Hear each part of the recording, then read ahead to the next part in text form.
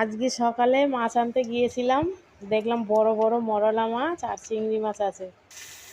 তাই আমি 100 মরলা নিলাম আর কটা চিংড়ি মাছ নিলাম। চিংড়ি মাছটা দিয়ে আমি বাটা করব।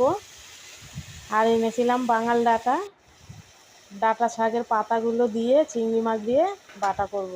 প্রথম আমি একটু তেল দিয়ে কালো জিরা দিলাম, কালো জিরা দিয়ে চিংড়ি মাছ দিয়ে দিলাম। চিংড়ি মাছটা দিয়ে পেঁয়াজ রসুন লঙ্কা দিয়ে একটু ভেজে নেব।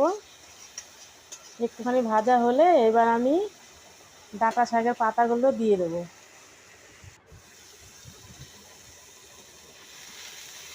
ডাঁটা শাকের পাতাগুলো দিয়ে আমি একটু ঢাকা দিয়ে দেবো যেন শাকটা মজে যায়।